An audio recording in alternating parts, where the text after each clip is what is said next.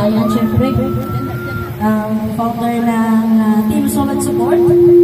At ang kanyang may bakit ng aking nanay na Bifrodoso. Ang kanilang admin at syempre. Ang mga officers nila nandito, mga members. At syempre hindi magpapahuli yung aming co-founder.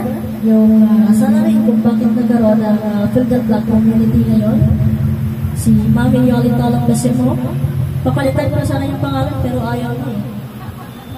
At syempre sa aming head advisor, DOP Artery, sa aming head admin Alan Sonic, sa aming mga members na nagbiyahe pa na malayo.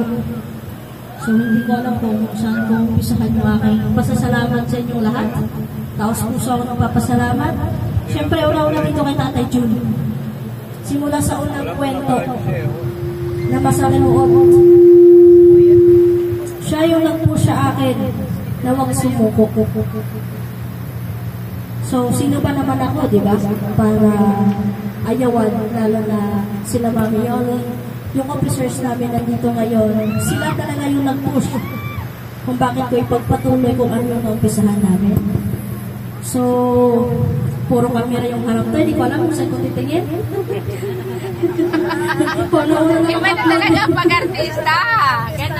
Masyado na seryoso. So, ayan guys, no? Nais ko magpasalamat syempre kay Lord. Kasi kung hindi dahil ito sa Kanya, hindi natin ito magawa. Ilang araw, ilang linggo, umuulan. May mga habagat. Ilang araw sunod-sunod umuulan. Pero praise God na ngayon is nakisama sa atin yung panahon. Walang ulan, walang masamang nangyari, kundi masaya lahat. Isa.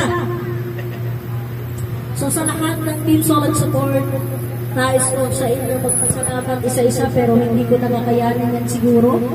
Pero sa inyong lahat, taos puso ako nagpapasalamat. In behalf sa amin ni Head Founder Janet Adige.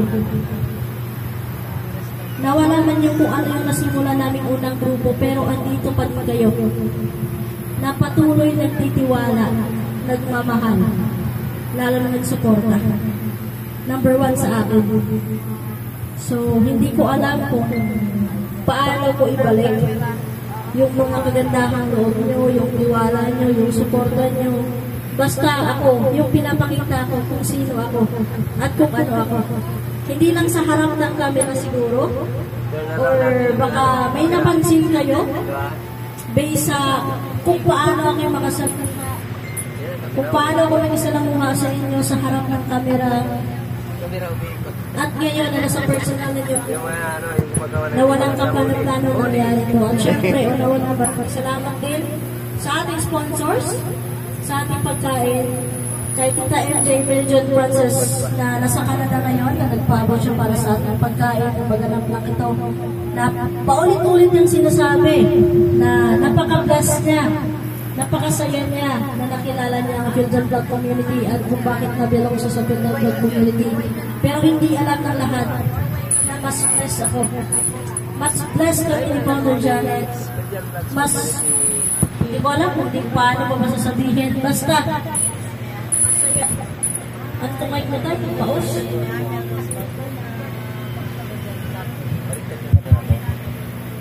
Basta nagpapasalamat kami na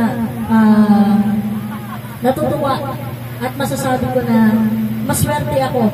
Maswerte kami ni Head Founder Janet na meron kami, lalo na ako, na kayo na wala sa iba. So, sana hindi ito ang huli at ang una at huli natin pagkikita, pagsasama as a Grand Unite, syempre, first time to. Malay natin next year, uuwi si Founder Janet. Founder Janet, ikaw na naman yung bahala nito sa kanila. So, guys, sa lahat na nandito, alam kong malalayo yung pinanggalingan nyo.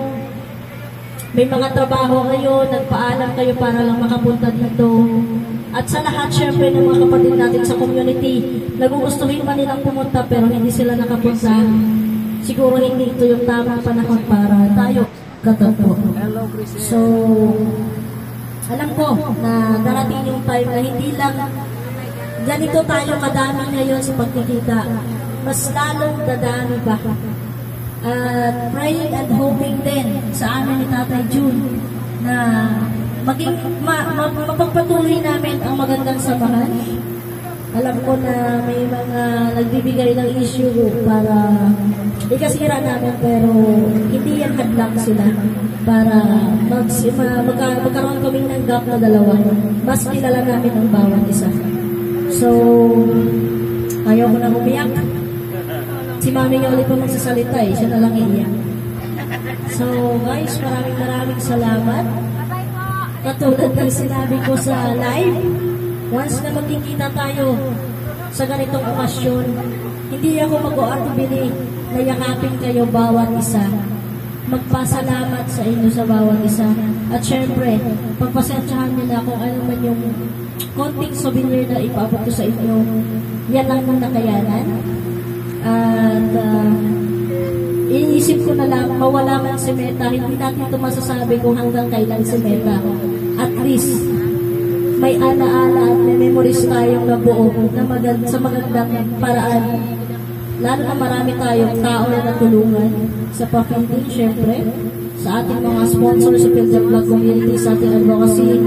Maraming salamat at syempre, sa ibang nagpapaabot na sekreto na makatulong sa galing sa Team Solid Support, hindi na pinaabot, hindi na nagpapasabi kundi anonymous sponsors na lang.